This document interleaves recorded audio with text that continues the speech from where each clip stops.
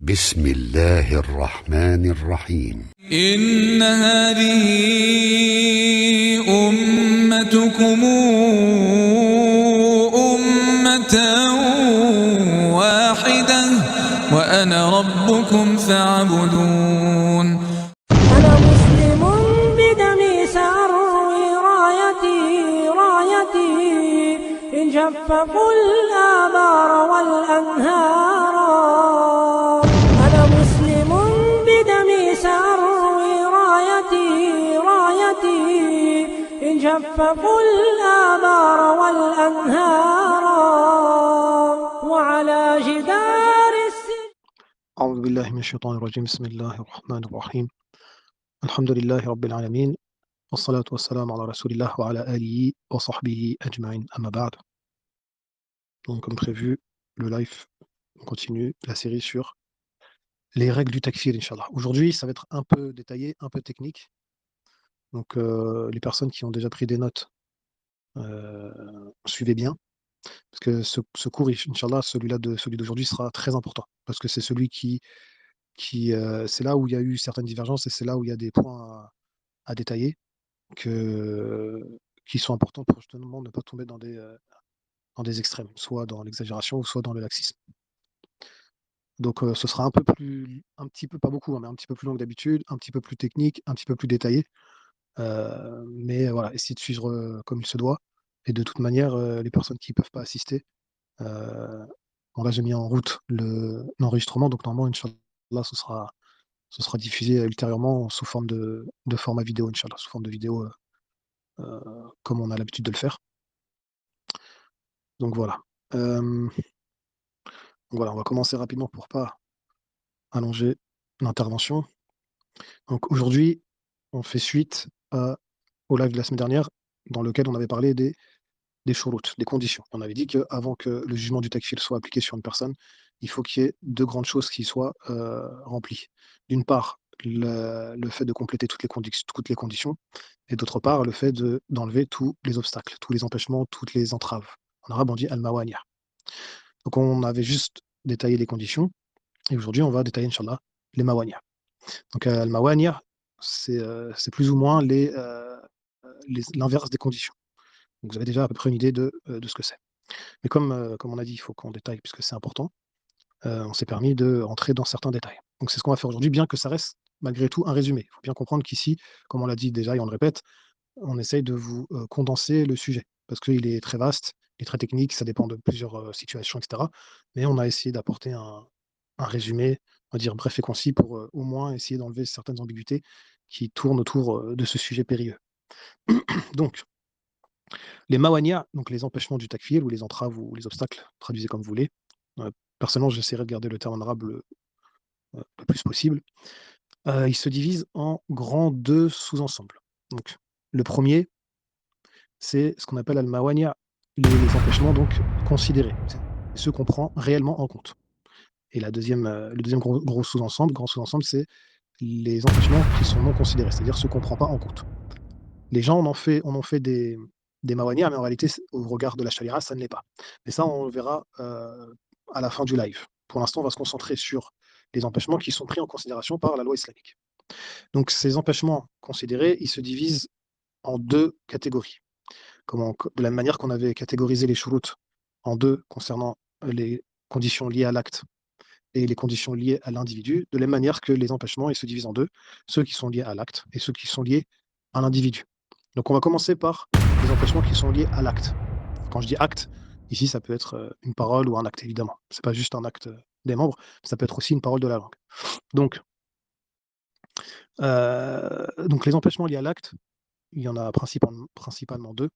Le premier, c'est la confusion de la situation. C'est-à-dire que lorsqu'une personne, elle prononce ou elle commet un acte de coufre, il faut regarder le contexte, la situation. Dans quel contexte elle a prononcé ou agi de cette manière. Et donc il y a la situation à prendre en considération.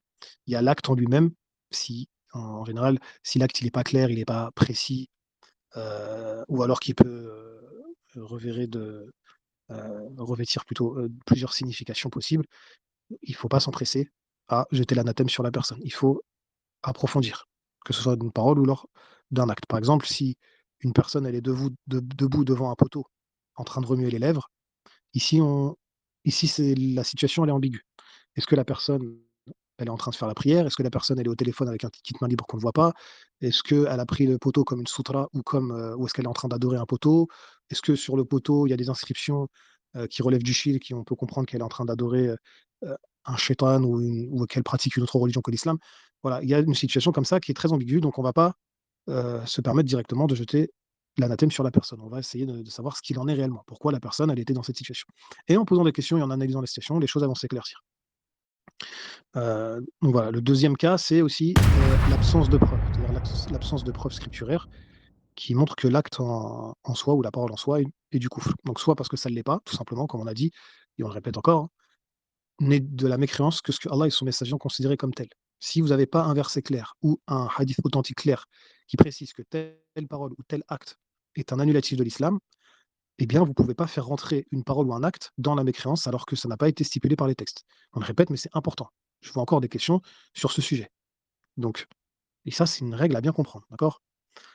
Donc, soit l'acte ou la parole n'est pas de la mécréance en soi, soit on a un texte qui décrit la parole ou l'acte, mais le texte, il n'est pas authentique. On a beaucoup de hadiths faibles et inventés sur ce genre de questions, même dans tout sujet d'ailleurs, dans beaucoup de sujets dans l'islam.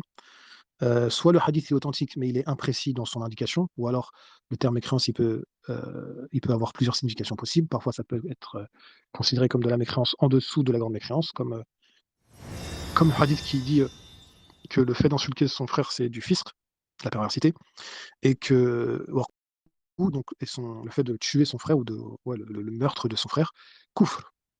Le hadith dit que c'est de la mécréance.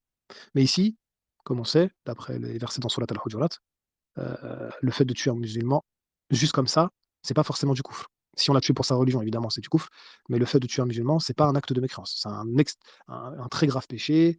Vous avez le verset clair dans Surat An-Nisa qui montre que c'est un grave péché, qu'Allah lui est en colère contre lui, que voilà, anahu, et Allah l'a maudit, et il lui a préparé un châtiment azim, énorme, immense. D'accord? Mais c'est pas de la mécréance. Pourquoi? Parce qu'Allah, dans Surat al-Hujurat, a dit que si deux groupes de croyants se combattent, فَأَصْلِحُوا بَيْنَهُمَا, faites la réforme entre les deux. Donc Allah n'a pas enlevé le qualificatif de croyant, bien que des personnes elles se soient combattues. D'accord? C'est pour ça que le fait de. Et comme ça s'est passé même dans l'histoire islamique, ou même comme ça s'est passé entre les Sahaba, le fait qu'ils se soient combattus entre eux dans certains contextes, ça ne voulait pas dire que l'un ou l'autre ou les deux étaient considérés comme des mécréants. D'accord? Donc, ça, c'est un exemple de hadith. C'est pas parce que le terme mécréance est mentionné dans un texte qui veut forcément désigner la mécréance qui fait sortir du islam. Donc, ça aussi, il faut faire attention. Donc, ça, c'est les deux cas qui sont liés à l'acte ou à une parole. Donc, tant qu'on ne s'est pas mis au clair par rapport à ça, eh ben, on dit que ça fait partie des empêchements du takfir. Maintenant, je passe à la deuxième partie qui est les mawanières, donc les empêchements qui sont liés à l'individu.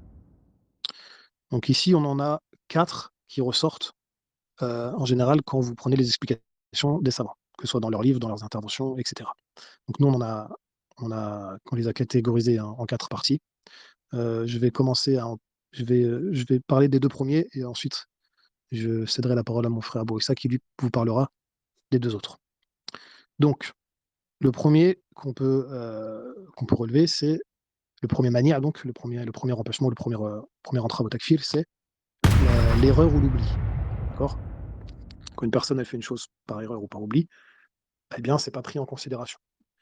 Donc la preuve de cela, c'est un certain nombre de versets, notamment ceux dans Surat al-Baqarah. Donc Allah dans Surat al-Baqarah, par exemple, a dit A'udhu billahi minash shaitanir rajim, La yu'akhidhukum Allahu bil-laghwi fi aymanikum walakin yu'akhidhukum bima kasabat qulubukum wallahu ghafurun halim.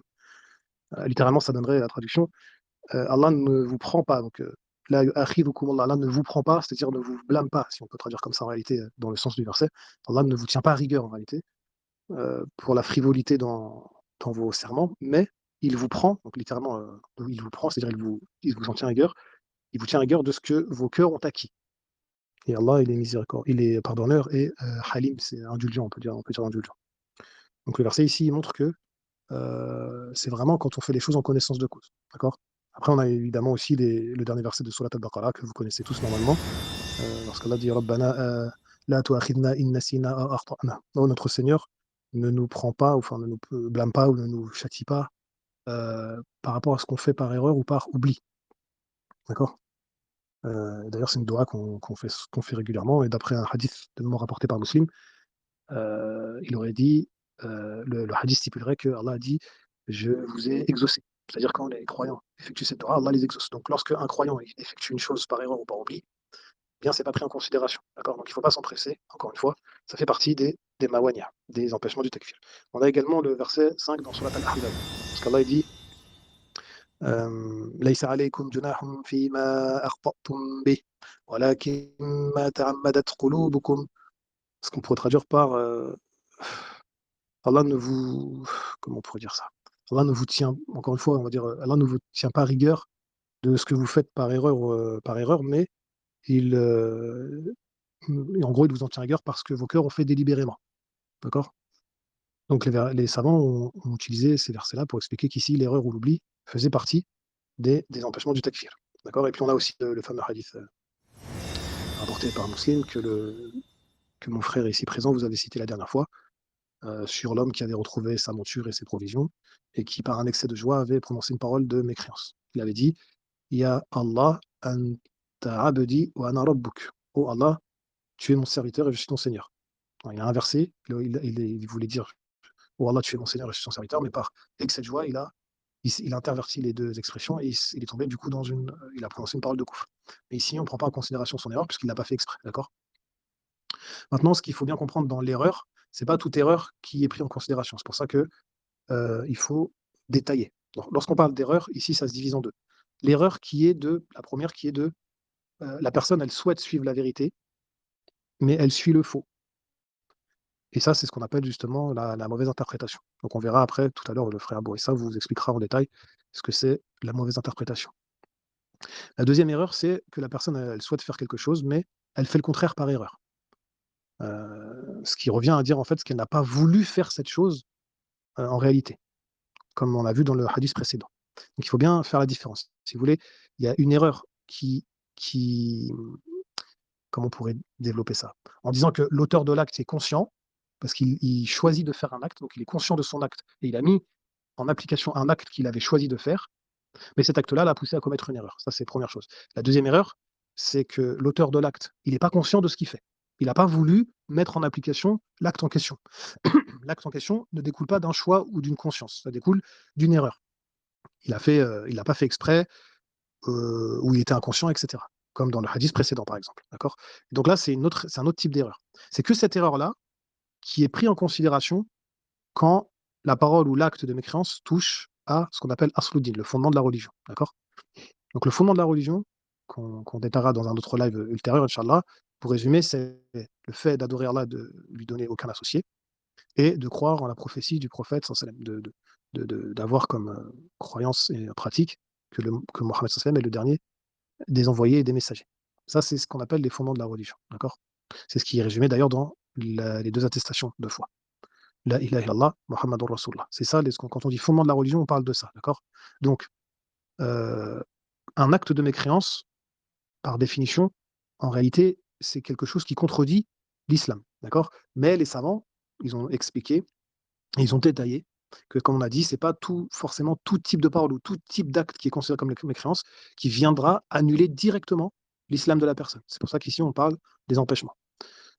Donc, il y a certaines fois où c'est pris en considération, et quand ça touche au fondement de la religion, c'est pas pris en considération. D'accord. Mais nous, on ne parle pas de ça ici. D'accord. Ici, on parle simplement des paroles ou des actes ou des croyances qui viennent annuler l'islam, mais qui ne touchent pas directement à ce qu'on appelle asluddin, le fondement ou les fondements ou suladdin de la religion. Donc pourquoi je détaille? Parce qu'ici, l'erreur mentionnée précédemment, même si elle touche au fondement de la religion, elle est prise en considération, comme on l'a vu dans le hadith. Le hadith, la personne qui a dit: oh Allah, tu es mon serviteur et je suis ton Seigneur, c'est une parole de mécréance claire et avérée. D'accord. Si cette personne-là l'avait prononcée en connaissance de cause, elle n'aurait pas été, excusée, on n'aurait pas pris en considération le manière de l'erreur ou de l'oubli. D'accord. Donc ça, c'est à bien prendre en considération. Parmi les exemples aussi, encore une fois, qui sont en réalité des paroles de mécréance claires, mais encore une fois, comme on va le voir, l'auteur de la parole ou l'auteur de l'acte n'a pas voulu prononcé cette parole ou n'a pas voulu commettre cet acte. Quelque chose qui revient souvent, c'est dans les versets du Coran. Beaucoup de personnes, en particulier les personnes qui ne maîtrisent pas les règles de grammaire, donc un nahou, etc., ou même le tajwid, dans certains cas, comme je l'avais expliqué dans les cours de tajwid, eh bien, une personne elle peut prononcer des paroles de mécréance sans s'en rendre compte, à cause d'une mauvaise prononciation d'un mot, d'un verset, d'un son, etc. Donc il y a une erreur qui revient souvent et que les savants donnent en exemple, c'est le verset 28 dans Surat Al-Fatir, la Surat 35, lorsqu'Allah dit Innama yakhshallah, innama yakhshallah min ibadihi al-ulama. Ça veut dire, certes, seulement ceux qui craignent Allah, parmi les. Enfin, en français, ils ont traduit par seuls les savants craignent Allah, mais bon, c'est pas vraiment une bonne traduction. En fait, ici, certaines personnes qui récitent le Coran, elles ne font pas attention. Ici, on dit Innama yakhshallaha et pas Innama yakhshallahu. Si on dit Innama yakhshallahu min ibadihi al-ulama, ça ne veut plus dire seuls les savants craignent Dieu, ça veut dire ici c'est Allah qui craint les savants. Et ça, c'est de la mécréance claire. Et ça, juste à cause d'un son. Un ou qui s'est retrouvé là à la place du a, alors qu'il ne le fallait pas. Vous voyez, et ça, dans les règles de grammaire, vous allez voir, pour ceux qui vont avancer dans la langue arabe, le fait de prononcer un fatha ou un dhamma, donc ce qu'on appelle le nasb ou le raf, etc., ça change tout. Ça peut changer la signification de la phrase. Vous verrez ça dans les cours d'arabe, Inch'Allah. Donc, encore une fois, ici, le verset, s'il est mal prononcé, c'est une parole de mécréance claire. Mais comme les personnes n'ont pas eu l'intention de prononcer cette parole, eh bien elles sont excusées, évidemment. Contrairement à une personne qui aurait sciemment voulu prononcer cette parole, soit par moquerie ou soit par défi envers l'islam, comme certains ennemis, etc. Bref, donc c'est pour ça, comme je dis, il faut faire la différence entre les deux types d'erreurs que j'ai citées précédemment. De la même manière, je vais vous donner un dernier exemple, et après on finit sur ça. Une personne qui urine sur un papier, par terre, sans savoir que le papier en question, c'est une page d'un mushaf. Donc ici, bien évidemment, on ne va pas dire que la personne est sortie de l'islam, d'accord? En revanche, une personne qui sait pertinemment que la page en question, le papier en question, c'est une page d'un mushaf, la personne, elle aura commis de la mécréance claire et nette, même si par cet acte-là, elle n'a pas voulu devenir mécréante ou elle n'a pas voulu sortir de l'islam, d'accord? Comme le montrent les versets dans Surat At-Tawbah, les versets 65 et 66, lorsqu'il y a des personnes qui se sont moquées des compagnons, etc. Ils ont dit, ils ont trouvé comme excuse en disant, on faisait que s'amuser et jouer. C'est leur excuse qu'ils ont donnée lorsqu'on leur a reproché ça. Allah, il a pas pris kunna nakhudu wa nal'ab. On faisait que, ouais, on va dire s'amuser et jouer, quoi. Allah, il a pas pris en considération cette excuse. Il a dit après dans le verset d'après, La ta'tadiru qad kafartum ba'da imanikum. Ne vous excusez pas, vous avez certes mécru après avoir eu la foi. Donc ici, pourquoi ils n'ont pas été excusés, même si après par la suite ils se sont repentis d'après un avis dans les Tafasir, parce qu'ici ils ont voulu, ils étaient conscients de la parole qu'ils étaient en train de prononcer, même s'ils n'ont pas voulu par cela sortir de l'islam ou mécroire, ou comme ils l'ont dit, ils faisaient que jouer et s'amuser. Ça n'a pas été pris en considération. Donc ça, c'est quelque chose à bien comprendre. Et quant à celui qui a l'intention de mécroire, bah, il a mécru au moment même où il a eu cette intention. D'accord?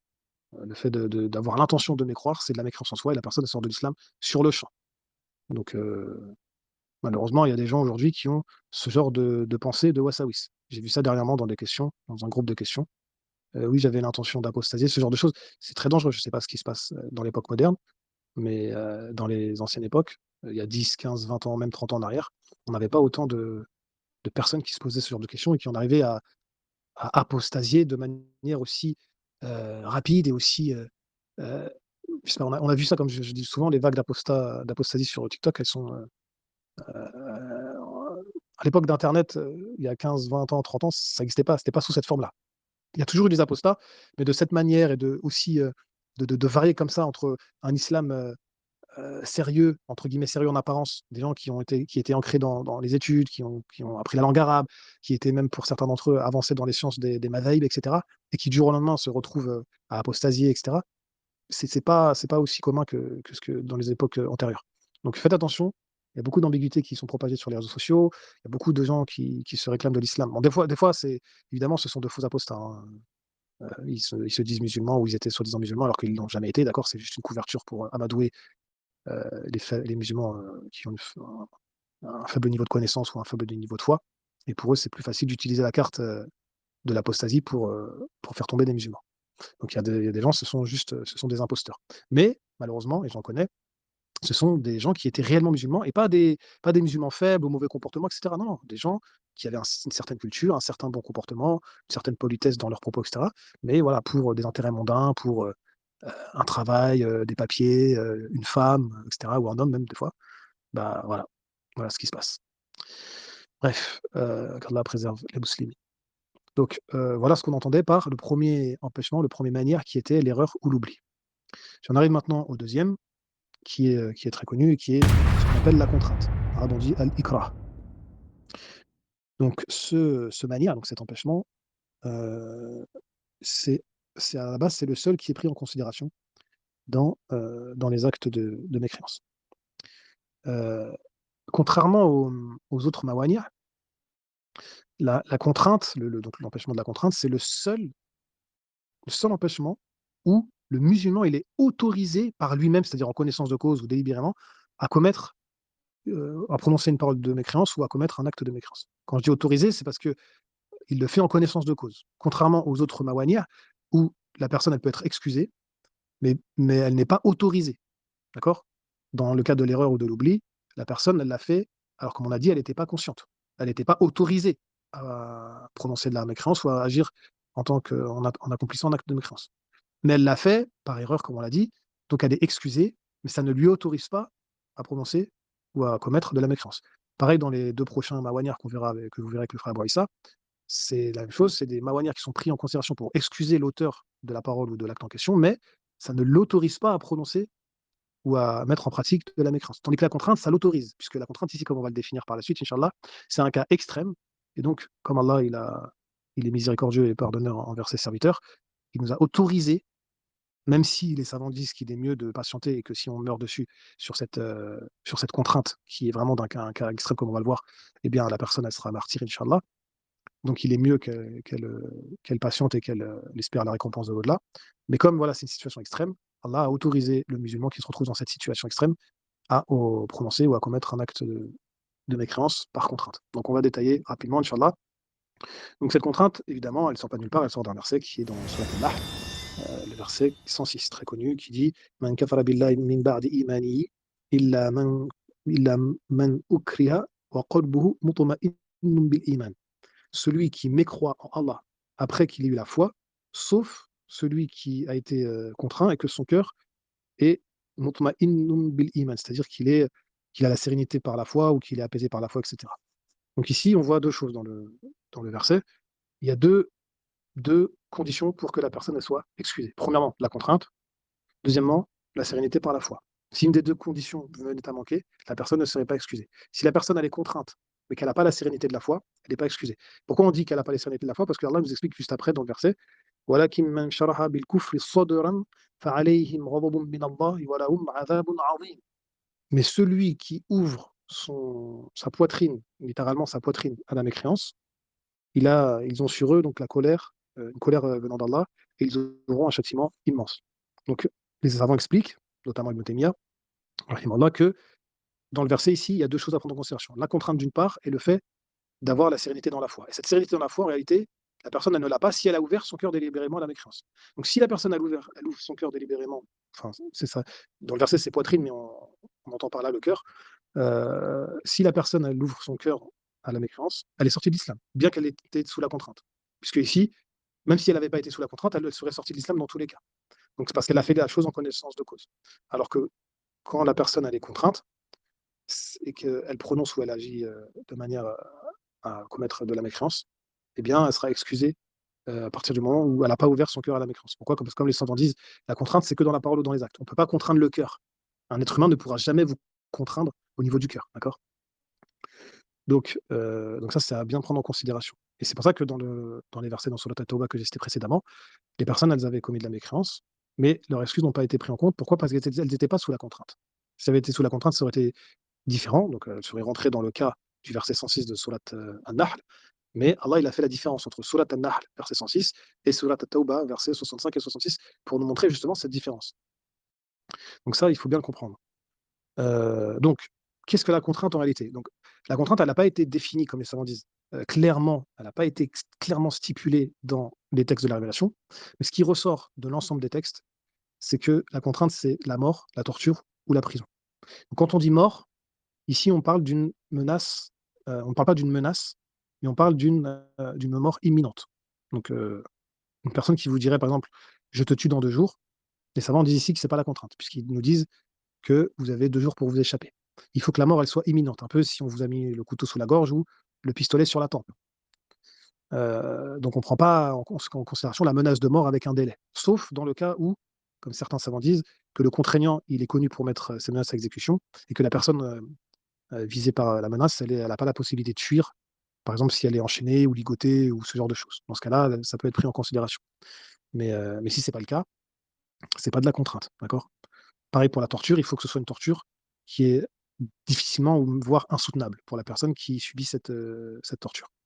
Pour ça, 2 gifles au commissariat, ça ne s'appelle pas de la contrainte, d'accord?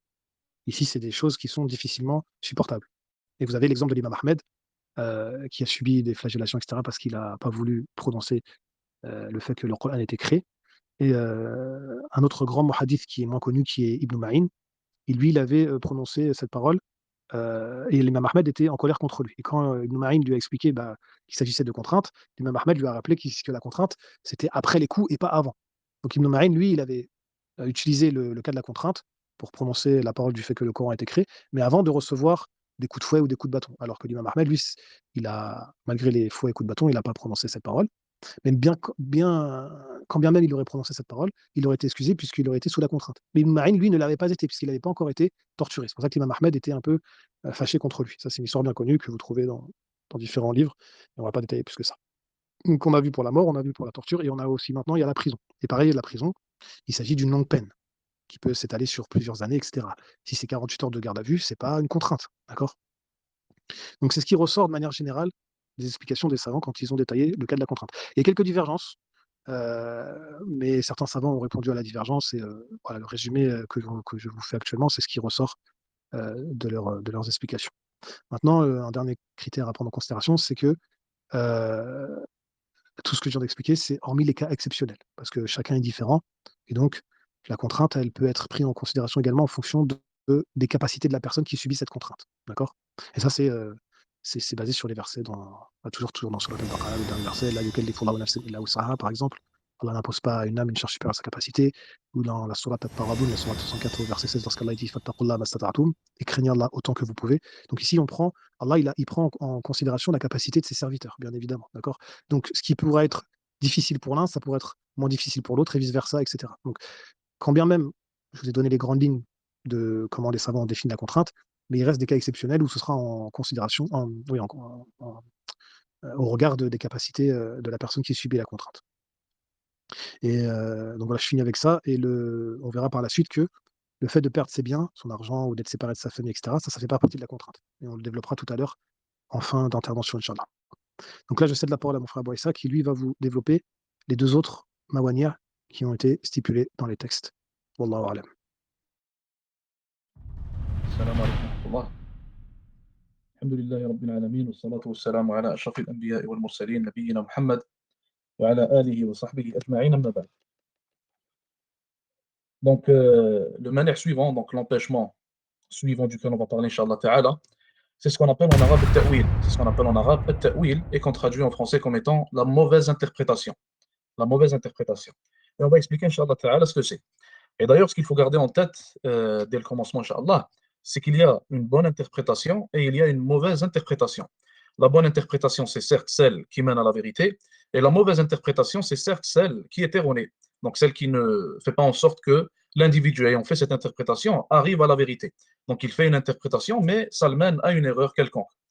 Un autre point à garder en tête, c'est que, comme vous le voyez ici, on parle d'interprétation. Ça veut dire qu'il y a un effort qui a été fait. Lorsqu'on parle d'une mauvaise interprétation, on parle du fait qu'un individu ait fait un effort pour parvenir à la vérité. Un effort sérieux, un effort sincère, un effort considéré comme étant valide. Et par après, malgré tout cela, cet effort ne l'a pas mené à la vérité. Donc on ne parle pas de quelqu'un, par exemple, qui n'a pas de science et qui n'a pas les qualifications en quelque sorte pour pouvoir donner son avis ou alors pour pouvoir dire que telle chose ou telle autre chose, elle est haram ou alors elle est halal, etc. Donc une personne qui n'a pas la qualification pour parler de la religion d'Allah Azza wa Jal dû à un manque de connaissances, son effort n'est pas considéré comme un effort d'interprétation valide. Car à la base, cet effort-là, il était haram dans son cas, dû au manque de science tout simplement, dû à l'ignorance dans laquelle l'individu est. Donc là, on parle réellement d'une personne qui fait un effort d'interprétation en premier lieu. Elle fait un effort, l'effort il est sincère, l'effort il est honnête, il est véridique, et cet effort-là est aussi fait par une personne qui a les qualifications pour. Donc non pas une personne qui n'a pas la science pour, car celle-ci, comme le citent certains savants, un individu qui n'a pas de science, même si il parle d'un certain sujet et il atteint la vérité à propos de ce sujet-là, il sera comme un pécheur et n'aura pas de bonnes actions, n'aura pas de récompense pour cela. Pourquoi est-ce qu'il sera pécheur? Car les savants disent qu'à la base, il n'avait pas le droit de parler sans science. Donc il sera pécheur pour cela, même s'il a atteint la vérité. Donc ça, il faut y faire attention et Inch'Allah Ta'ala, il faut poser ça comme une fondation en quelque sorte pour pouvoir comprendre ce qui va venir après à propos de la mauvaise interprétation. Un autre point à propos de ta'wil, la mauvaise interprétation, les savants disent que c'est la porte la plus vaste permettant d'excuser une personne qui tombe dans le kufr. Donc, ta'wil, la mauvaise interprétation, c'est en réalité la porte la plus vaste due au fait que tout le monde peut interpréter tout et n'importe quoi, et tout le monde peut penser avoir atteint la vérité par une certaine interprétation qu'il pense être correcte, alors qu'en réalité, elle ne l'est pas. Donc, pour ça qu'en réalité, c'est la porte la plus vaste, et elle n'est pas comme les autres portes, comme les autres mawani', comme l'ignorance par exemple, elle n'est pas aussi, qui ne sont pas plutôt aussi vastes que cette dernière qui est at-ta'wil. Donc, des exemples de ta'wil. Un premier exemple, c'est celui d'une personne qui n'a pas eu accès à tous les textes du Coran ou alors à tous les hadiths authentiques de la Sunna. Donc, l'individu, dû au fait qu'il n'ait pas eu accès à certains versets, dû au fait qu'il n'ait pas eu accès à certains hadiths, alors il a eu un certain avis contraire à ces versets, à ces hadiths-là, auxquels il n'a pas eu accès. Donc, dans ce cas-là, il peut être excusé pour sa mauvaise interprétation car il a fait l'effort était véridique et malheureusement, dû à une chose qu'il ne contrôlait pas, cette chose qui est le fait qu'il n'ait pas eu accès à une certaine partie de la révélation, dû à une chose qu'il ne contrôlait pas, et ben, son résultat était erroné tout simplement. Et comme on le sait très bien, Allah Azza wa Jal ne juge pas une personne, ne châtie pas une personne pour une chose qu'elle ne contrôle pas. Comme dans le cas ici, une personne qui ne contrôle pas ce à quoi elle a accès et ce à quoi elle n'a pas accès, dans ce cas-là, tout simplement, elle est considérée comme étant excusée. Un exemple qu'on peut citer, مثلا, Sahaba radiyallahu anhum, les compagnons, certains d'entre eux ne savaient pas, en fait, au début de l'islam, il était permis de parler et de se passer le salam durant la prière. Donc, مثلا, les Sahaba radiyallahu anhum étaient en train de prier derrière le prophète alayhi salatu salam. L'un d'entre eux, il arrive dans la prière, il regarde son voisin, celui qui prie à côté de lui, il lui dit salam alaikum, comment tu vas, comment ta famille va, etc. Donc, ça, c'était permis au début de l'islam. Et par après, c'est devenu haram. Par après, Allah Azza wa Jalla a abrogé cela et il a rendu cette action illicite. Il l'a rendu comme étant haram. Certains sahabis radiyallahu ta'ala anhum ne savaient pas que cette action était devenue haram. Ils pensaient que c'était encore permis de se saluer, de se parler durant la prière. Donc certains l'ont fait dû au fait qu'ils ne savaient pas qu'il y a eu de nouveaux hadiths parlant de cela ou alors de nouveaux versets. Et là, dans ce cas-là, on peut dire tout simplement que dû au fait que ces enseignements ne leur étaient pas parvenus, alors le résultat, c'est tout simplement qu'ils sont excusés dû à cela. Excusés dû à leur interprétation qui est basée et fondée sur les hadiths qu'ils connaissent, sur les versets qu'ils connaissent, mais malheureusement, ils ont raté certains hadiths, certains versets, et ceci est une chose qu'ils ne contrôlent pas tout simplement. Et ils sont excusés pour cette raison tout simplement. Un autre exemple. Un autre exemple, c'est celui d'un savant, d'un individu, mathalan, qui a reçu les textes, qui a connaissance de certains versets, certains hadiths qui parlent de X ou alors Y sujet. Et dans ce cas-là, en fait, il a mal interprété un verset ou alors mal interprété un hadith. Et un exemple très populaire qu'on peut citer, celui de Qudama, à l'époque de Omar, anhu. Donc, Qudama, il s'est autorisé le fait de boire de l'alcool car il a mal interprété un verset. Il pensait que le verset voulait dire une certaine chose, alors qu'en réalité, le verset voulait dire autre chose. Il voulait dire l'opposé de ce que lui, il s'est permis de faire. Donc, le verset, en réalité, pointait vers le fait que l'alcool était haram, mais lui ne l'avait pas compris, il l'a mal compris tout simplement. Par après, Sahaba, anhum, dont Omar, a entendu parler de cela, ils l'ont questionné, il leur a expliqué qu'il avait mal compris, et aucun d'entre eux n'a cité par exemple qu'il a mécru, ou alors aucun d'entre eux n'a appliqué la punition légale, donc le had, sur Qudama radiyallahu ta'ala anhu. Nous poussons à comprendre qu'il a été excusé dû à cette mauvaise interprétation et mauvaise compréhension qu'il a eue à propos de tel verset, tel hadith. Un autre exemple, une personne qui considère un hadith de tel sujet, ou alors ça s'applique seulement au hadith en réalité, une personne qui considère tel hadith de tel sujet comme étant non authentique, comme étant faible tout simplement. Dans ce cas-là, certainement, lorsqu'un savant ou lorsqu'un individu considère un hadith comme étant faible, alors il ne va pas utiliser ce hadith-là et il ne va pas en prendre les jugements contenus dans ce hadith. Alors dans ce cas-là, il aura possiblement un avis qui est contraire, qui est opposé à ce hadith-là, dû au fait que pour lui, ce hadith n'est pas authentique et n'a pas été dit par le prophète sallallahu alayhi wa sallam. Dans ce cas-là, c'est une interprétation. Et si nous considérons le hadith comme étant authentique, alors nous considérons que son interprétation à lui, elle est erronée tout simplement. Mais est-ce qu'on peut faire son takfir alors qu'il considère le hadith comme étant non authentique? Alors certainement pas. Il est excusé dû à cette raison, dû au fait qu'il considère le hadith comme étant non authentique tout simplement. Un autre exemple, un autre exemple, une personne qui se base mathalan, sur un hadith qui est faible ou alors qui est inventé, surtout le fait qu'il soit inventé. Et il pense que ce hadith, il fait partie de ce que le Nabi alayhi salatu wassalam, il a dit, il pense que ce hadith fait partie de la révélation tout simplement. Donc dans ce cas-là, il fonde son opinion sur tel hadith alors que nous voyons que tel hadith, il est inventé, mais lui ne le sait pas. Dans ce cas-là, est-ce qu'on peut faire son takfir alors qu'il considère que ce hadith est authentique et que c'est la parole du prophète alayhi salatu wassalam? Alors certainement pas. Dans ce cas-là, il sera excusé dû à son interprétation, à son ta'wil qui est erroné. Ou alors, un autre type de ta'wil, mais celui-ci, Inch'Allah Ta'ala, il ne faut pas trop l'élargir. Donc, certains vont ouvrir la porte de ce dernier type de ta'wil qu'on va citer, Inch'Allah Ta'ala, ce dernier exemple, et ils vont en faire en fait la porte ouverte pour rendre tout halal. Donc, quel est ce type de ta'wil-là? C'est le fait qu'une personne suit certains savants qui se sont trompés sur un sujet. Donc, le fait qu'un individu qui a l'obligation de suivre les savants, il va suivre tel ou tel savant sur une opinion qui est erronée. Dans ce cas-là, on peut l'excuser, sauf dans le cas où il fait exprès. Dans ce cas-là, on peut excuser cet individu, sauf dans le cas où il fait exprès. Et là, il faut réellement comprendre la réalité en fait du cas dans lequel nous sommes aujourd'hui à notre époque. Il faut savoir qu'il y a énormément de gens qui veulent suivre des hadiths, pas des hadiths, excusez-moi, des savants, dans leurs opinions erronées seulement pour rendre tout halal. Et lorsque tu vas lui parler, il va dire, mais moi, Allah Azza wa Jal m'a ordonné de suivre les savants, et c'est ce que je fais. Je lui ai demandé, il m'a dit c'est halal, alors ça s'arrête là. Je n'ai pas à aller plus loin. Cette personne-là, certainement, il faut savoir qu'il n'est pas excusé devant Allah subhanahu wa ta'ala, et si on se rend compte dans la dunya qu'il fait exprès, alors il n'est pas excusé non plus par les musulmans.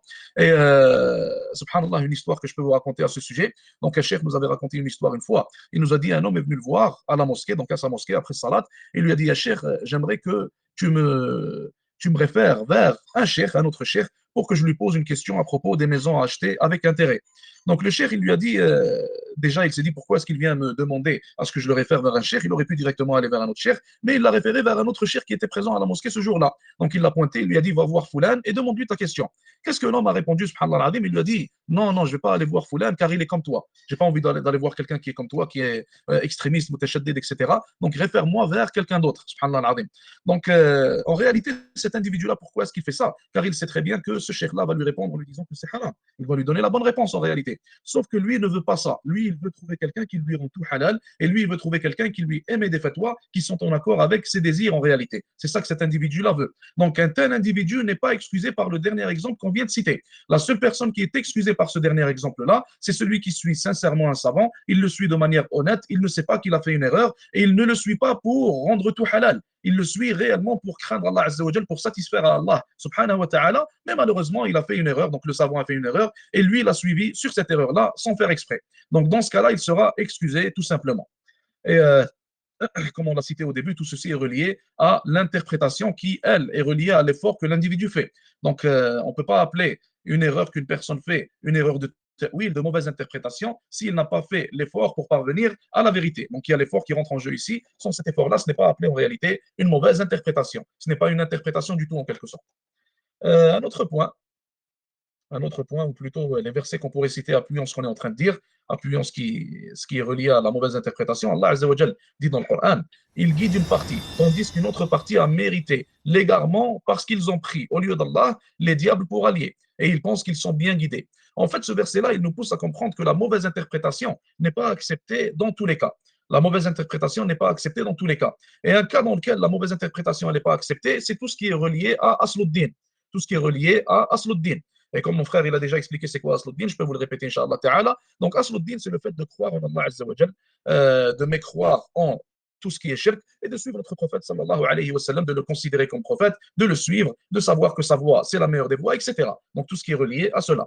Donc dans le cas où la personne fait une interprétation dans Asluddin, ce n'est pas considéré et ce n'est pas valide, c'est rejeté complètement et la personne n'est pas excusée. Un exemple, il n'y a aucune personne qui peut venir te voir et te dire, avec mon effort d'interprétation, je me suis rendu compte qu'il y a 3 divinités. Donc dans ce cas-là, cette personne-là, il n'y a ni effort d'interprétation qui rentre en jeu, ni excuse qui rentre en jeu. Elle n'est pas excusée tout simplement. Pourquoi? Car elle a fait un effort d'interprétation à propos de Asluddin. Et dans ce cas-là, ce n'est pas accepté, c'est complètement refusé et elle ne peut être excusée. Un autre exemple, une personne te dit, j'ai fait un effort d'interprétation, je me suis rendu compte qu'une voix autre que celle de notre prophète Mohammed sallallahu alayhi wa sallam, elle est meilleure.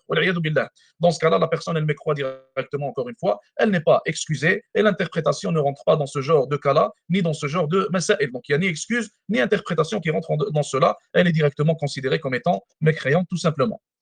Donc les versets appuyant cela, je vous recite le même verset. Allah Azza wa Jal dit, il guide une partie, tandis qu'une autre partie a mérité l'égarement, parce qu'ils ont pris au lieu d'Allah les diables pour alliés, et ils pensent qu'ils sont bien guidés.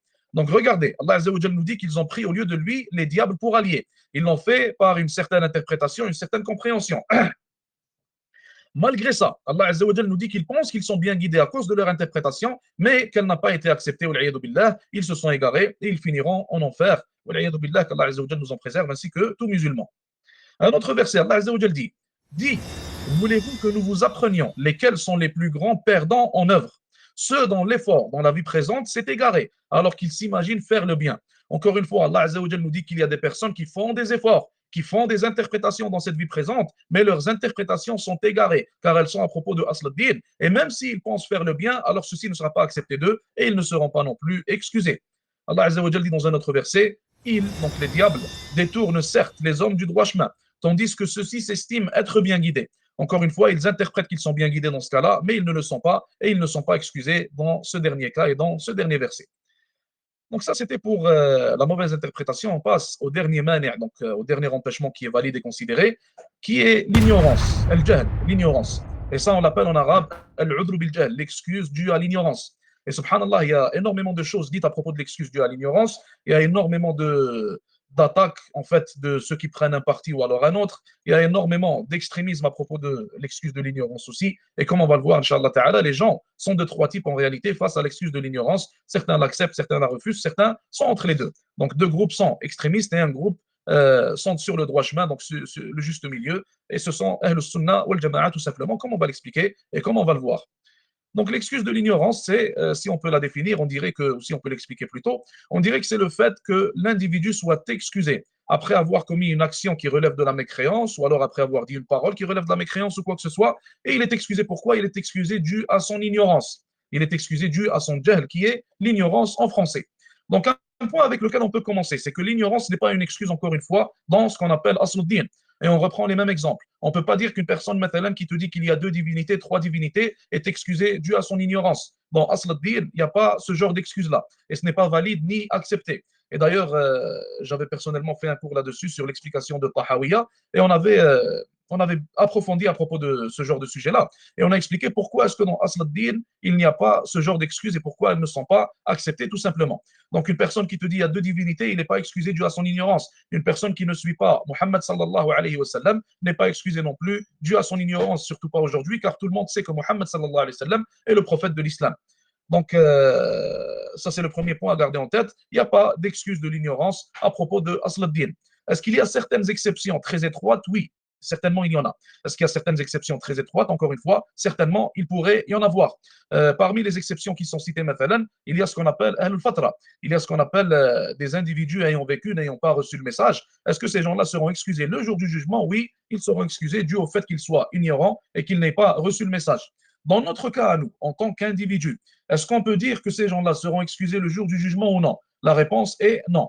Comment est-ce qu'on les considère alors? On les considère comme étant des mécréants, tout simplement. Mathalan, il y a certaines tribus, comme vous le savez sûrement, il y a certaines tribus encore présentes sur Terre qui vivent donc dans des îles très éloignées et qui n'ont aucun contact avec le monde extérieur et qui refusent tout contact avec le monde extérieur. Donc, ils n'ont ni téléphone, ni technologie, ils n'ont rien.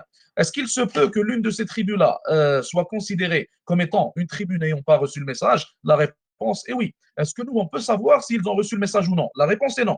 Et est-ce qu'on peut savoir s'ils seront excusés le jour du jugement ou non? La réponse est non. Alors, résultat, on les considère comme étant des tribus mécréantes et on considère que s'ils sont ignorants, s'ils n'ont pas reçu le message, alors ce sera entre eux et entre Allah subhanahu wa ta'ala le jour du jugement, tout simplement. Donc ça, c'était pour ce qui est du cas où une personne pourrait être excusée. Maintenant, quelles sont les preuves de l'excuse de l'ignorance dans le Coran et dans la Sunna? Allah Azza wa Jal nous dit dans un verset, « Et quiconque parmi vous a fait un mal par ignorance, ensuite s'est repenti après cela, et s'est réformé, il est alors pardonneur et miséricordieux. » Allah Azza wa Jal nous dit dans un autre verset, « Puis ton Seigneur, envers ceux qui ont commis le mal par ignorance et se sont par la suite repentis ayant amélioré leur conduite, ton Seigneur après cela est certes pardonneur et miséricordieux. » Un dernier verset, Allah Azza wa Jal nous dit, « Et nous avons fait traverser la mer aux enfants d'Israël. Ils passèrent auprès d'un peuple attaché à ses idoles et dirent, ô Moïse, désigne-nous une divinité semblable à leur Dieu. Il dit, vous êtes certes des gens ignorants. » Donc l'ignorance, c'est aussi cité dans certains hadiths. Rappelez-vous du hadith qu'on a cité dans le cours passé. Donc l'homme qui a demandé à ses enfants de le brûler après sa mort, il leur a dit, jetez mes différentes parties un peu partout, car si Allah Azza wa Jal me ressuscite en étant une seule partie, alors il va me châtier grandement. Ses enfants, ou plutôt Allah Azza wa Jal l'a ressuscité, il lui a demandé pourquoi est-ce que tu as fait cela. Il lui a dit car je t'ai craint, ya Allah, je l'ai fait par ta crainte, et Allah Azza wa Jal l'a admis au paradis. Donc on tire de cela que cet individu, comme l'ont cité les savants, dont Ibn Taymiyyah rahmatullahi alayh, et d'autres savants certainement, ils ont cité que cet individu, il avait douté à propos du fait qu'Allah Azza wa Jal est capable de toutes choses. Et ça, c'est certainement de la mécréance claire. Il n'y a aucune négociation à avoir là-dessus. Aucun débat à avoir là-dessus. Quiconque doute du fait qu'Allah Azza wa Jal est capable de tout, alors il aura mécru en Allah Azza wa Jal. Et malgré cela, Allah subhanahu wa ta'ala l'a excusé dû à son ignorance. Et il faut savoir maintenant que l'ignorance, elle est de différents types. Donc, ce n'est pas tous les types d'ignorance qui sont une excuse pour la personne qui tombe dans la mécréance. Et ça tourne autour, pour ceux qui s'en rappellent, on l'a cité dans les premiers cours, ça tourne autour de ce qu'on appelle en arabe al-ma'loum min ad-din bid-darura, ce qui est normalement connu par tout musulman. Donc, les aspects de l'islam, les informations à propos de l'islam, les croyances islamiques qui sont normalement connues de tout individu musulman.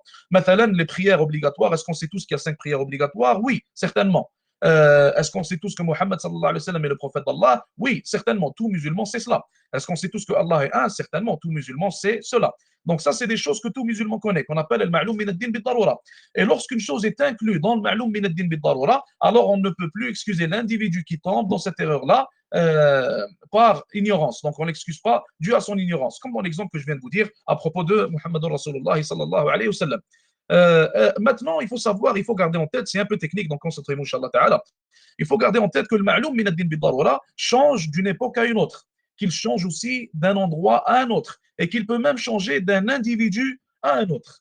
Et ça, c'est ce qui rend en réalité l'excuse par ignorance complexe. Et c'est ce qui fait en sorte que les savants ne peuvent pas être unanimes sur l'excuse de l'ignorance, tout simplement. Donc, on ne peut pas être unanime sur le fait qu'une personne est soit excusée, ou alors soit qu'il n'est pas excusé à propos de l'excuse de l'ignorance. Dans beaucoup de cas. On peut l'être dans certains cas, mais dans beaucoup de cas, on ne peut pas l'être en réalité, dû au fait que ça bouge beaucoup, en quelque sorte. C'est très instable. Je vous cite un exemple. Maintenant, lorsqu'on dit que un prétend qu'il ne sait pas que les 5 prières sont obligatoires et qu'il ne les prie pas. Donc, il ne sait pas qu'il y a quelque chose qui s'appelle les 5 prières obligatoires en islam. Est-ce que dans ce cas-là, on l'excuse par ignorance? Tout le monde répondra non. Pourquoi est-ce qu'on répond non? Car on dira que tout musulman sait que les 5 prières sont obligatoires. Mais subhanallah, j'ai entendu d'un frère et d'autres frères aussi qu'il y a certaines années, en Albanie, les gens ne connaissaient de l'islam que le jeûne du mois de Ramadan. Et le frère témoignait lui-même, il vivait là-bas avec sa famille et il était témoin de ce fait. Et il me disait que ni lui, ni sa famille ne savaient qu'il y avait une chose qui s'appelle les 5 prières obligatoires en islam. Alors si on répète la même question et on dit est-ce que dans ce cas-là, dans le cas de l'Albanie, à cette époque-là, est-ce que ces gens-là seront excusés dû à leur ignorance s'ils délaissent les 5 prières obligatoires, car ils ne savent pas qu'il y a 5 prières obligatoires à prier en islam durant la nuit et la journée? Alors dans ce cas-là, on va les excuser, car la situation vient de changer. Et en réalité, qu'est-ce qui a changé dans ce cas-là? C'est al-ma'loum min ad-din bid-darura. C'est ce que tout musulman devrait connaître. Ça vient de changer. Ça a changé à cause de l'époque awalan et ça a changé à cause de l'endroit thaniyan. Donc, c'est ça qu'il faut garder en tête. Mais si maintenant on était dans la même époque et on faisait une recherche à propos de Saoudi, à propos de l'Arabie Saoudite par exemple, et on regarde à cette même époque-là, à ce même moment-là, est-ce que les gens en Arabie Saoudite savent qu'il y a 5 prières obligatoires? Alors on se rendra compte que toute la population en Arabie Saoudite est au courant qu'il y a 5 prières obligatoires à prier dans la journée. Donc l'excuse sera valide en Albanie, mais pas en Arabie Saoudite. à cause de al-ma'loum min ad-din bid-darura. Et si on regarde maintenant à propos de deux individus différents, une personne qui vient de devenir musulmane, ça fait quelques minutes, et elle ne sait pas qu'il y a les 5 prières obligatoires, on ne lui a pas expliqué. Et à propos d'une autre personne qui est née musulmane, et cet individu-là, il sait très bien qu'il y a 5 prières obligatoires à prier dans la journée. Alors, dans le cas du premier, on peut l'excuser, tandis que dans le cas du deuxième, il n'est pas excusé. Vous comprenez? Donc, ça change aussi d'un individu à un autre, dépendamment, encore une fois, de al-ma'loum min ad-din bid-darura. Et il y a aussi une condition. Il y a aussi une condition à l'ignorance qui fait en sorte que l'individu est excusé. Quelle est cette condition? Cette condition, c'est le fait de ne pas avoir la possibilité d'atteindre la connaissance. Ne pas avoir la possibilité d'atteindre la connaissance. Et je vous cite un exemple. Imaginez-vous maintenant qu'un individu a une erreur dans sa prière qui fait en sorte que sa prière elle est invalide et qu'il répète la même erreur depuis 60 ans et que sa prière elle est invalide depuis 60 ans et que cet individu-là, il prie à la mosquée et il entend toujours, il voit toujours le imam après le maghrib مثلا, faire un cours de fiqh à propos de la prière, mais il n'assiste jamais à ce cours-là. Est-ce qu'on va excuser cet individu-là à propos de l'erreur qu'il fait dans sa prière? La réponse est non. Pourquoi est-ce que la réponse est non? Car il avait la possibilité d'assister à ce cours de fiqh qui lui a été offert, subhanallah, sur un plateau d'or en réalité, à sa mosquée par son imam après le maghrib, mais il a refusé d'assister à ce cours-là. Donc, la condition du fait qu'il n'ait pas possibilité d'atteindre la connaissance, elle n'est pas présente dans ce cas-là, car lui, il avait cette possibilité, mais il n'a pas pris cette chance-là, il l'a délaissée, alors dans ce cas-là, il n'est pas excusé.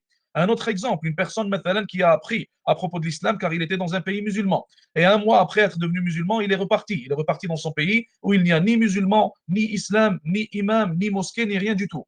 Et on va dire que cette personne n'a pas accès à l'Internet non plus. Donc, il n'a pas eu le temps d'apprendre la manière de faire la prière. Alors, dans le cas de cet individu-là, s'il prie, par exemple, en ayant des erreurs dans sa prière, est-ce qu'il sera excusé? Oui, il sera excusé. Pourquoi? Car il n'a pas la possibilité d'atteindre la connaissance. Il n'a ni mosquée à côté de lui, ni chouyour, ni imam, ni Internet, ni téléphone, etc. Donc, lui sera excusé, tandis que le premier ne sera pas excusé. Et tout ça, ça tourne autour de quoi? De cette condition qu'on a citée, qui est le fait d'avoir la possibilité d'atteindre la connaissance et de sortir de l'jahl, sortir de l'ignorance, tout simplement. Pour ce qui est des gens, pour ce qui est des 3 différentes positions face à al-udr bil-jahl. Et d'ailleurs, comme on a cité l'épreuve du Coran et de la Sunna à propos de l'udr bil-jahl, il faut savoir qu'il y a aussi des savants qui ont cité l'unanimité, donc l'ijma' à propos de al-udr bil-jahl en islam. Et l'un des ijma' populaires connus, c'est celui qui est cité dans le livre Aqidatul Raziyayn.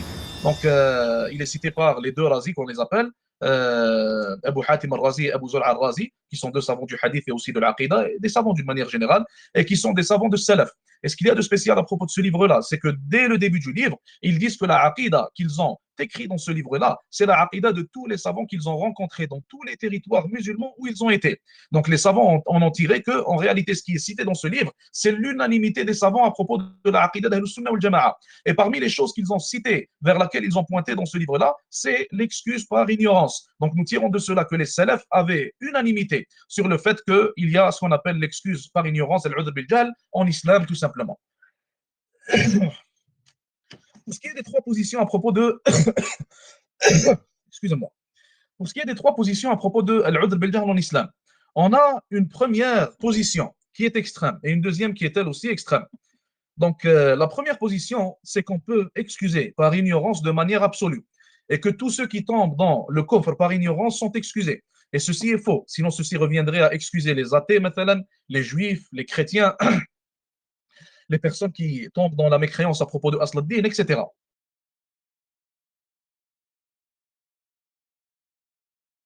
Alors que dans tous les cas que je viens de vous citer, le cas des juifs, le cas des chrétiens, le cas de ceux qui tombent dans l'ignorance à propos d'Asl ad-Din, on voit qu'Allah Azza wa Jal ne les a pas excusés dans le Coran et que son prophète alayhi salatu wassalam ne les a pas non plus excusés dans la Sunna. Ça veut dire que cette position, elle est erronée et elle est extrême, ou alors on peut dire qu'elle est laxiste.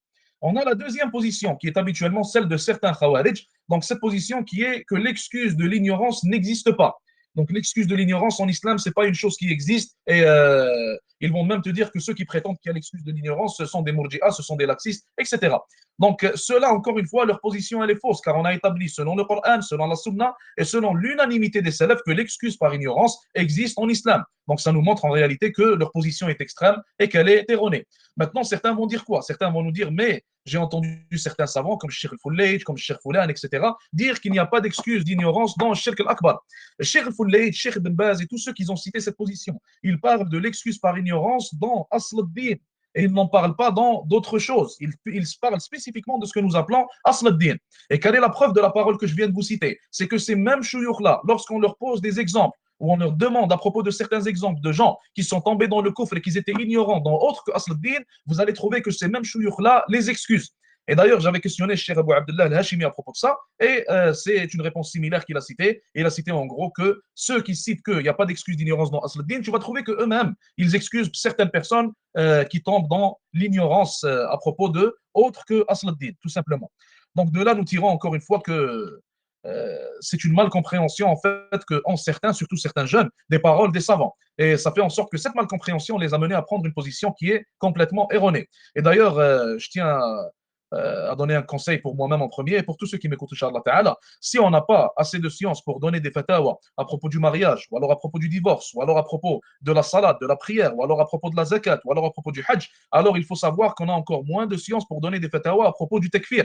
Et certains jeunes, subhanallah al-azim, tu leur parles de tous les sujets, ils vont te dire j'ai pas de science à propos de ci, j'ai pas de science à propos de ça. Mais quand on rentre dans le takfir, il a la science de l'imam Malik. Donc il se met à parler de tout et de n'importe quoi, il se met à répondre à toutes les questions, il se met à juger toute personne, te citant s'il est kafir ou non. Et en réalité, subhanallah al-azim, ça nous montre soit une insincérité, billah, car certains se font conseiller mais restent sur cette position-là, soit ça nous montre en réalité que ce genre d'individus sont tombés dans l'extrémisme, soit ça nous montre qu'il y a un manque de crainte d'Allah Azza wa Jal, ou soit ça nous montre qu'il y a un manque de compréhension de ce que est le takfir en réalité, et des conséquences en quelque sorte du takfir, que ce soit dans cette vie d'ici-bas, et que ce soit auprès d'Allah Azza wa Jal le jour du jugement. Donc si on ne peut pas donner de fatwa à propos de tout et n'importe quoi, alors on peut encore moins donner de fatwa à propos du takfir. C'est l'un des sujets les plus périlleux, comme l'a cité mon frère auparavant, et l'un des sujets les plus dangereux, et l'un des sujets les plus complexes d'ailleurs. C'est complexe même pour les savants, donc imagine alors pour nous. Donc, on a fini ou plutôt on n'a pas encore fini la dernière position qu'on devait citer. Donc, la dernière des positions à propos de l'udr bil jahl, c'est que cette excuse-là, elle est valable parfois et elle n'est pas valable parfois. Et comme on l'a dit à propos de asl ad-din, elle n'est pas valable tout simplement. Et elle dépend en réalité de la condition qu'on a citée, qui est l'accès au fait d'atteindre la connaissance, l'accès au savoir. Et elle tourne aussi autour de ce qu'on appelle al-ma'loum min ad-din bid-darura, donc ce que tout individu musulman est censé savoir à propos de l'islam. Là, par après, on a des empêchements non considérés. On a des empêchements qui sont non considérés. Je vais essayer de faire vite, Inch'Allah Ta'ala. Je vais vous parler de deux parmi ces empêchements. Après, mon frère, il va vous parler, Inch'Allah Ta'ala, de trois autres empêchements non considérés. Donc, il y a des empêchements qui ne sont pas considérés. Tout comme on vient de voir, les mawani' qui sont valides et considérés, il y en a d'autres qui ne le sont pas. Et il y en a d'autres qui sont rejetés tout simplement. Donc, parmi les mawani' non considérés, les empêchements non considérés, c'est l'intérêt de la da'wah. Certaines personnes, billah, vont aller jusqu'à tomber dans le kufr, prétendant que c'est pour l'intérêt de la da'wah. Ils vont aller jusqu'à contrarier clairement certains versets, contrarier clairement certains hadiths, prétendant qu'ils font cela tout simplement pour l'intérêt de la da'wah, pour le bien de la da'wah, etc. Donc, l'intérêt de la da'wah, ce n'est pas un mani', ce n'est pas un empêchement. Et tu ne vas trouver aucun verset dans le Coran ni dans la Sunna qui te montre que quelqu'un a commis le kufr par intérêt de la da'wah, ou alors qui nous montre qu'Allah Azza wa Jalla accepte une telle excuse. Donc cette excuse-là, elle est complètement rejetée. Et une autre chose qu'il faut savoir, c'est que en islam, en réalité, la fin, en quelque sorte, ne justifie pas les moyens. Au contraire, en islam, lorsqu'une chose elle est haram, alors les moyens qu'ils y mènent sont haram. Lorsqu'une chose est obligatoire, alors les moyens qu'ils y mènent sont obligatoires. Lorsqu'une chose elle est du kufr, alors les moyens qui vont mener à cette chose-là, on doit les délaisser tout simplement. Donc la fin ne justifie pas les moyens, en quelque sorte, cette expression, elle n'existe pas en islam. Ou plutôt, le fait de dire que la fin justifie les moyens n'existe pas, donc c'est l'opposé. Et il faut savoir qu'il y a deux conditions pour qu'une œuvre soit acceptée. Comme vous les connaissez déjà, on a awalan ikhlas, la sincérité, et on a deuxièmement le fait d'être conforme à la charia, le fait de suivre le prophète alayhi salatu wassalam et de ne pas innover ou alors inventer une adoration. Donc, tout cela nous pousse à comprendre que l'intérêt de la da'wah en réalité n'est pas un empêchement valable, n'est pas un empêchement accepté en islam, n'est pas un empêchement valide tout simplement. Deuxième empêchement non valide, c'est le fait que les hudud, le fait que les punitions légales ne soient pas appliquées. Donc, si une personne, mathalan, commet de la mécréance, une mécréance pour laquelle il mériterait d'être puni légalement par le calife, mathalan, ou par le système islamique, et que par après, le calife, mathalan, que ce soit pour une raison valable ou non, le calife ne le punit pas et n'applique pas la punition légale à l'égard de cet individu, Alors, dans ce cas-là, est-ce qu'on va dire que cet individu n'est pas mécréant alors qu'il a commis de la mécréance car il ne l'a pas puni? Non, certainement pas. Le fait qu'il commette la mécréance, ça, c'est une chose. Et le fait qu'il ne le punit pas pour une raison valide ou non, ça, c'est une autre chose complètement. Donc, la punition qui n'a pas lieu n'empêche pas le fait que cet individu soit devenu musulman tout simplement. Donc, le fait que les hudud ne soient pas appliqués n'est pas une raison valable, n'est pas un empêchement accepté. Et les hudud ne sont pas appliqués aujourd'hui, comme vous le savez, pour une raison non valable. Et des fois, comme dans comme à un certain événement, dans le temps d'Omar radiallahu anhu, il y a un had qui n'a pas été appliqué pour une raison valable. Sauf que ça, c'est très étroit encore une fois, et ce n'est pas une chose qui arrive à tous les jours. Et aujourd'hui, les hudud ne sont pas acceptés pour des raisons, non, ne sont pas appliqués, excusez-moi, pour des raisons non valables. Donc, j'ai fini pour ma part, donc je laisse la parole à mon frère, Inch'Allah. Jazakumullah khair, qu'Allah Azza wa Jalla accepte de nous et nous pardonne nos erreurs. Amin. Barakallahu fik. Donc on va terminer pour compléter ce que le frère il a commencé, c'est-à-dire les mawanias qui ne le sont pas en réalité, qui sont non considérés. Donc il a cité ceux qui sont liés à l'acte, et moi je vais citer ceux qui sont liés à l'individu. Mais comme on le rappelle ici, il s'agit non pas de mawanias shara'i, c'est-à-dire ce ne sont pas des empêchements légaux au regard de la loi islamique, ce sont juste des déclarations de personnes qui pensent que ces choses-là font partie des empêchements du takfir, alors qu'en réalité, elles ne le sont pas. Donc, moi aussi, pour ma part, je ferai vite. Il y en a 3. On va les voir brièvement. Donc, la première, c'est la peur. Donc, la preuve de cela, c'est dans Surat al-Maïda, lorsqu'Allah il a parlé de l'alliance avec les kuffars contre les musulmans. Il a montré, sans entrer dans les détails sur un négatif de l'islam, que c'était de la mécréance qui faisait sortir de l'islam. Et ensuite, au verset 52, Allah dit فَتَرَى الَّذِينَ فِي قُلُوبِهِم مَرَضٌ يُسَارِعُونَ فِيهِمْ يَقُولُونَ نَخْشَىٰ أَن تُصِيبَنَا دَائِرَةٌ. Donc, les gens qui ont ce genre de choses, ils disent que Allah nous dit, tu verras ceux qui ont une maladie au cœur dire, nous craignons qu'un revers de fortune ne nous touche. Leur prétention de fait d'avoir la crainte. Nakhsha, ici, nous craignons, n'est pas une excuse pour Allah du fait de s'être s'allié avec les mécréants contre les musulmans. Pareil, la peur aussi de perdre ses biens ou d'être séparé de sa famille, etc. On comprend du hadith de Hatib ibn Abi Balta'a qui est cité dans Bukhari, Muslim et d'autres, et dont Allah a cité les premiers versets de la sourate Al-Mumtahana. Allah il nous a clairement stipulé dans les premiers versets, le verset 1 à 3, que le fait d'avoir peur de perdre ses biens ou de vouloir protéger sa famille, etc., n'était pas une excuse prise en considération pour commettre un acte de mécréance, qui était en l'occurrence ici une alliance, puisqu'Allah l'a cité comme telle dans la sourate. Il a dit Ya ayyuhalladhina amanu la tattakhidhu aduwwi wa aduwwakum awliya.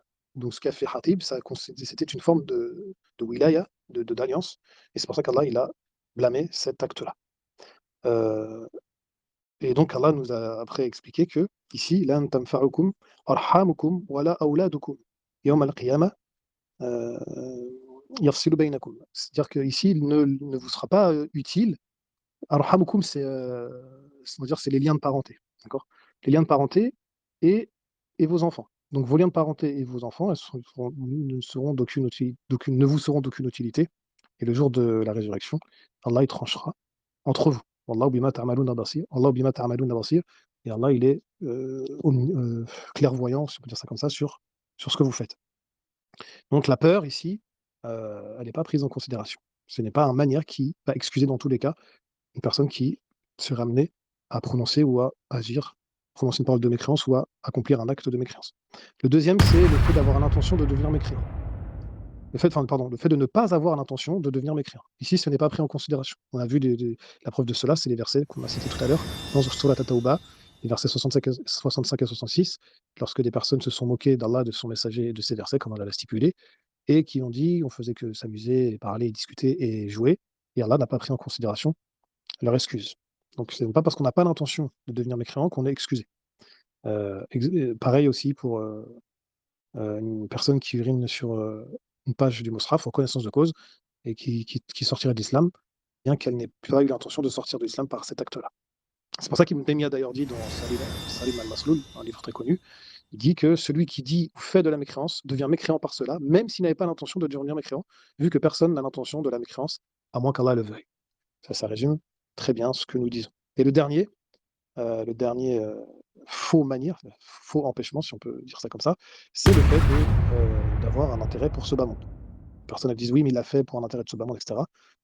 Le fait d'avoir un intérêt pour ce bas monde n'est en aucun cas une excuse pour la mécréance. Au contraire, c'est même une cause de la mécréance et c'est une des causes principales, si ce n'est la cause principale de la mécréance de beaucoup d'individus sur Terre. C'est pour ça que dans les versets qu'on a cités tout à l'heure dans Surat An-Nahl, la personne qui est excusée, c'est celle qui est contrainte. Et Allah, par la suite, qu'est-ce qu'il nous dit? Il nous dit, donc les personnes qui ont ouvert délibérément leur cœur à la mécréance, Allah, dans le verset 107, si je ne me trompe pas, nous dit justement quelle était la cause du fait que ces gens-là ont ouvert délibérément leur cœur à la mécréance. Et la cause, quelle était la cause? C'était qu'ils ont préféré la dunya sur la vie de l'au-delà. ذلك بأنهم استحبوا الحياة الدنيا على الآخرة وأن الله لا يهدي القوم الكافرين. Ceci parce qu'ils ont préféré la dunya sur la vie de l'au-delà, et certes, Allah ne guide pas les gens mécréants. Donc, le fait d'avoir un amour trop prononcé pour ce bas monde, c'est non pas un empêchement du takfir, mais c'est justement une cause de mécréance de la plupart des gens. Il y a également le verset 24 de la Sourate At-Tawbah qui va dans le même sens. Quand Allah nous dit قُلْ إِنْ كَانَ آبَاؤُكُمْ وَأَبْنَاؤُكُمْ, enfin c'est un long verset, vous le connaissez, وَإِخْوَانُكُمْ وَأَزْوَاجُكُمْ, etc. Donc dit si vos pères et vos fils et vos frères et vos femmes et les gens de votre tribu, etc. Et le commerce dont vous craignez le déclin, etc. Ils vous sont plus aimés auprès d'Allah. أَحَبَّ إِلَيْكُمْ, c'est plus aimé pour vous. مِنَ اللَّهِ وَرُسُولِهِ وَجِهَادٍ فِي سَبِيلِهِ, que Allah, son messager, et le djihad dans sa cause. فَتَرَبَّصُوا حَتَّى يَأْتِيَ اللَّهُ بِأَمْرِهِ. Comment on pourrait dire fatarabbasu, enfin prenez garde si vous voulez, jusqu'à ce qu'Allah fasse venir son ordre. Wallahu la yahdi al-qawm al-fasiqin, et Allah ne guide pas les gens pervers. Donc ici, le fait de préférer la dunya sur l'au-delà ou sur l'amour d'Allah, de son messager et de sa cause, ça ne fait pas partie des empêchements du takfir. Bien au contraire, c'est même une cause de châtiment. Donc voilà en résumé. On s'arrête ici pour ce soir, parce que ça fait un peu. Vraiment, on a terminé. Encore une fois, ça reste qu'un résumé. On a essayé d'aller à l'essentiel. Il y a beaucoup plus de détails pour ceux qui s'intéressent dans les livres des savants sur la question, que ce soit dans les livres de fiqh ou dans des ouvrages qui sont spécifiques à ce sujet. On vous invite bien évidemment à les lire ou du moins à y jeter un coup d'œil. C'est très intéressant, ça pourra vous apporter probablement plus de détails. Mais quant à nous, on s'arrête ici pour ne pas alourdir les informations et essayer aussi de résumer au maximum les informations citées. Parce que le but ici, c'est pas de faire des cours détaillés, mais c'est pour que ce soit accessible à tous, même si on a quand même voulu rentrer dans certains détails pour éviter tout quiproquo, toute confusion et toute dérive idéologique dans le sujet du takfir. Donc on vous dit à la semaine prochaine pour la suite. Inch'Allah, il nous en restera probablement 2, disons à peu près, oui, peut-être 2 lives, et on aura fini la série sur les règles du takfir. Wallahu a'lam, subhanakallahumma wa bihamdik, ashhadu an la ilaha illa anta astaghfiruka wa atubu ilayk. Donc merci pour votre participation et votre écoute. Barakallahu fikum wa jazakumullahu khaira. Wa akhiru da'wana anil hamdulillahi rabbil alamin.